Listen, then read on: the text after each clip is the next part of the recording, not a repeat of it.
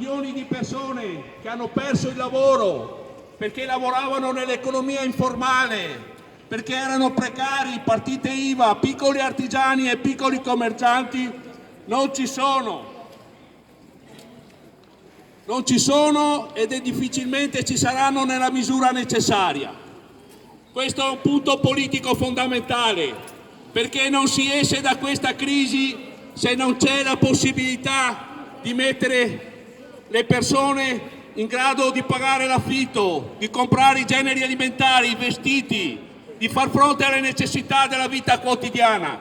Se non c'è mercato interno, se non c'è consumo interno, non c'è ripresa. Non bastano 4 soldi che vengono dati senza condizionamenti alle imprese. Servono soldi e reddito a chi non ha nulla, a chi non ha la possibilità di vivere oggi. Noi diciamo che questo è il primo punto. Il primo punto è un reddito universale per tutti, per rompere la schiavitù del bisogno, perché in un paese civile non si può vivere di carità, con i buoni spesa o con le borse che vengono raccolte per fortuna da molti che fanno solidarietà. La solidarietà non basta, serve molto di più. Il nostro paese perderà 170 miliardi di euro di prodotto interno lordo per questa crisi. Il Veneto la crisi sarà ancora più pesante. Basta guardare questa città che è vissuta sul turismo, dove migliaia, decine di migliaia di persone hanno vissuto su questa scelta del turismo di massa. Questo turismo di massa oggi non ci sarà forse più neanche domani. Si tratta di fare un ragionamento diverso, cominciando a partire dal fatto che abbiamo bisogno subito di rimettere in moto la possibilità per le persone di sopravvivere. La Regione Veneto ha stanziato 320 milioni, è una cifra ridicola. Il governo finora ha stanziato qualche decina di miliardi, anche questa è una somma ridicola. Gran parte di questi soldi vanno alle imprese e va pochissimo a chi ha bisogno di questi soldi per sopravvivere. E alle imprese vengono dati senza alcuna condizione, senza garanzia di blocco dei licenziamenti, senza garanzia delle esternalizzazioni. Siamo arrivati al paradosso che la Fiat ha chiesto 6 miliardi a credito agevolato con la garanzia dello Stato, quando ha la sua sede in un paese come l'Olanda e quindi paga le tasse in Olanda, ma chiede i soldi, garanzia dello Stato al nostro paese. Questo non può essere. Non può essere che si decida di investire nel Veneto 320 milioni, in gran parte per le imprese, e non ci sono i soldi per gli affitti, non ci sono i soldi per sostenere l'affitto dei piccoli commercianti, degli artigiani. Non c'è nemmeno un ragionamento sul blocco di questi affitti. Chi vive di rendita, della rendita immobiliare, pretende ancora, anche chi è stato costretto a chiudere o comunque a rallentare la sua attività, il pieno dell'affitto di ogni mese. Questa è una cosa indecente.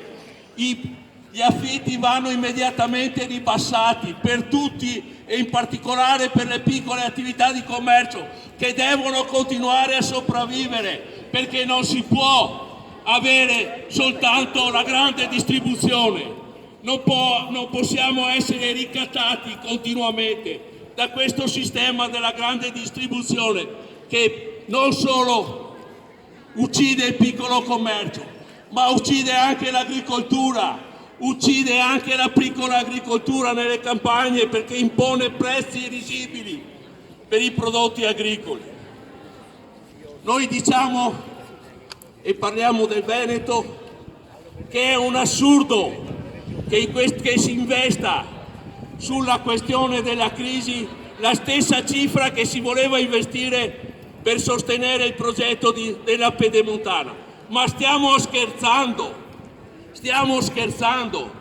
Ogni anno in questa regione ci sono 10 miliardi di euro di evasione fiscale.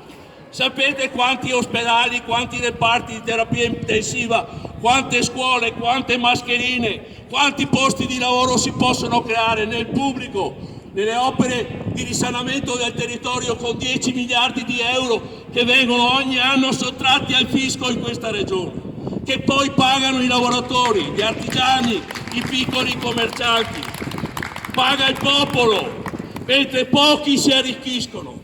Non è vero che non ci sono i soldi, non è vero che non ci sono i soldi per sostenere le famiglie in difficoltà. Non è affatto vero. I soldi ci sono mal distribuiti, questa è la verità, perché c'è chi è ricco fino a scoppiare e chi non ha neanche i soldi per mettere un piatto in tavola, per pagare la bolletta della luce, per pagare il gas.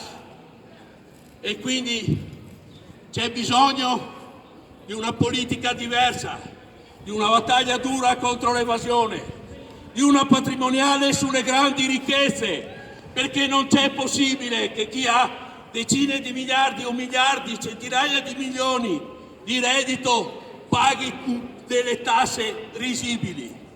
La Costituzione dice che la tassazione deve essere progressiva, chi ha di più deve pagare di più e se era giusto prima è ancora più giusto adesso.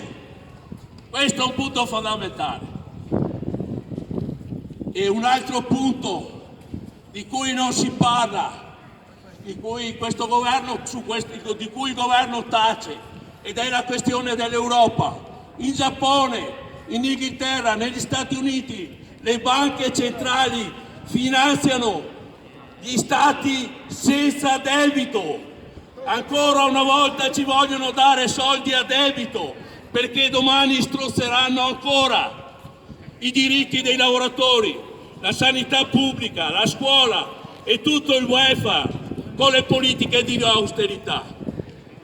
Allora noi dobbiamo cominciare a mobilitarci dal basso per avere quello che oggi serve non solo alle persone che sono in difficoltà, ma serve al Paese per ripartire, perché non si riparte sullo stesso piano su cui si stava prima.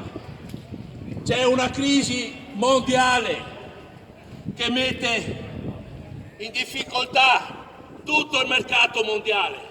Le esportazioni non sono più la base su cui si può sviluppare l'economia del nostro Paese. Il turismo è profondamente in crisi. Bisogna partire dai bisogni sociali, dai bisogni della gente, dal mercato interno, dalla scuola pubblica, dalla sanità pubblica. Ma vi pare possibile che un paese come l'Italia non abbia più una sua sanità, una sua industria sanitaria, un'industria per fare le mascherine, per fare quello che serve, come serviva ieri, oggi serve ancora nella battaglia contro il virus. Questa è una prima iniziativa che facciamo oggi. Torniamo in piazza perché abbiamo una piattaforma sociale da portare avanti, perché pensiamo che solo con questa piattaforma sociale si possa dare una risposta vera al Paese. Quindi reddito per tutti, contributo agli affitti, riduzione degli affitti, blocco totale dei licenziamenti e condizionamento nelle realizzazioni di fondi all'impresa al blocco dei licenziamenti, pagamento immediato della cassa integrazione, della NASPI, dei soldi che la gente ha bisogno di avere in tasca per vivere. Noi qua oggi apriamo la nostra campagna.